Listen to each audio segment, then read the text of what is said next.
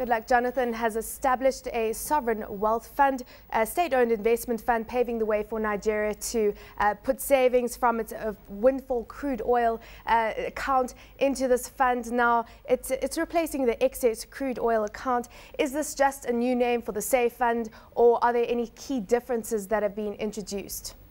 All right, thank you for the question. Well, it's just a transformation of the excess crude accounts, which the Nigerian government has either used to save, any savings above the benchmark crude oil price that was outlined in the budget. But what this one has done is to give a legal backing, because analysts have said that the excess crude account that we initially operated on didn't have a legal backing. But this one has actually gone through the House of Assembly, through the National Assembly, through the Parliament, and has been signed into law by the President. And a divergent from being excess crude is that this one has outlined what exactly the fund can be used for. The Sovereign Wealth Fund consists of three main funds. The first one is the Future Generation Fund, that is savings toward the future. Then the second one is Nigerian Infrastructure Fund, that is to address the challenges of infrastructure in the Nigerian economy. And the third one is the Stabilization Fund, which will be used to augment any shock that might come to the economy. Let's look at the case we had in 2008 and 2009, that the government had to dip hand into the foreign reserves to defend the currency and all that. So, but this one that's been signed to law now, the Stabilization Fund, will be very useful in defending the currency and also in stabilizing the economy. Now, Babatunde, from the oil sector to the banking sector, it appears banking stocks falling for a second day yesterday on news that rescued banks that failed to reach recapitalization deals in the next 4 months could face a liquidation. We had Afrinvest losing the maximum 5% daily limit. Bank PHB also falling 4.3%. Oceanic Bank decreasing 4.6%. This bank has set to sign a merger deal. What are the feelings on the ground in terms of this news? Well, the feeling on the ground is just like you rightly said, is a reaction to the pronouncement by the CBN governor. What has happened is that he has given a 4-month deadline starting from June to the ending of September for all the rescued banks to either go into M&A or to be forced to recapitalize by AMCON or to be forced to liquidate. And what that is going to do is to, like we have rightly seen that the market has reacted to that news. That's just flight to safety. The market will gravitate towards the LD banks, especially the top 4 banks that currently contribute dominate over 60% of the market.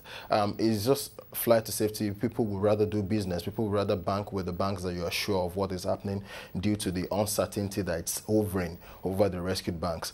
For now, some of them are actually in the merger talks, but we don't know as to what extent or if this is going to lead to any success story. But for now, I think the market is just going to sit and watch. We want to distance itself from the rescued bank, why they would like to just focus on the healthy banks in the bid to fly to safety. Now, is there concern that if any of the banks are liquidated, for example, Oceanic Bank, which is one of the biggest banks yet to sign a deal, is there concern that this poses systemic risk to the Nigerian banking sector and the economy as a whole?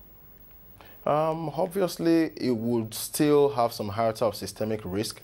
Well, I believe that coming on board of AMCON has actually taken care of less than 90 or 95% of the systemic risk in the banking sector.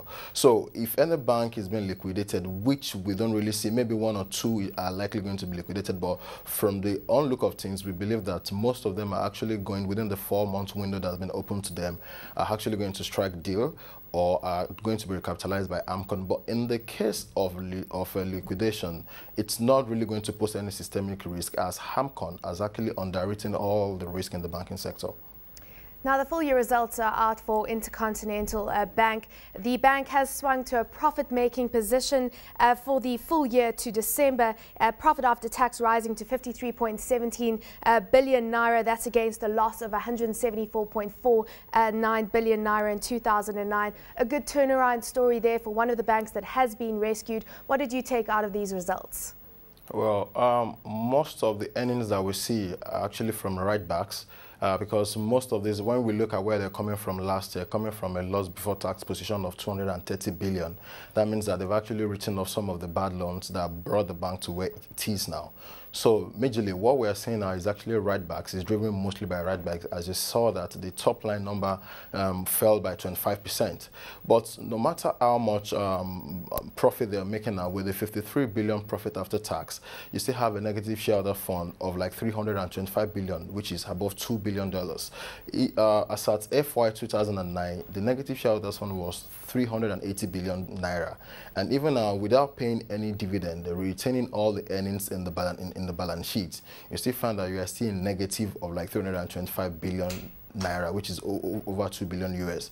So in as much as we welcome them back to profitability, we will still see that they will need to address the negative shareholder fund issues that has plagued the bank up to this moment. Goldlink Insurance also reported its full-year results. How's that share trading in response to those results? Well, Goldlink Insurance, for gross premium was up by like 10.31%, but really we didn't see any reaction to the result on the floor of the exchange yesterday, because Goldlink is currently trading at its nominal value, that is 50 kobo. And coming from a loss position to another loss position, we view that this performance has been affected by the lull in the economy last year. And also, we know that majorly the insurance company in Nigeria predominantly play the capital market, where they get the gross premium and they put in the capital market to book an investment income. But with what has happened in the market last year, that really affected the businesses, which also, most of them are running on a high operating cost due to the infrastructural challenges we have in the economy.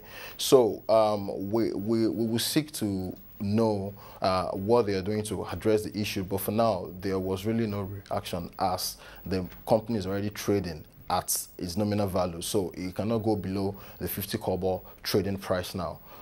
Babatunde, thanks very much for your time this morning. Babatunde Obaniyi, and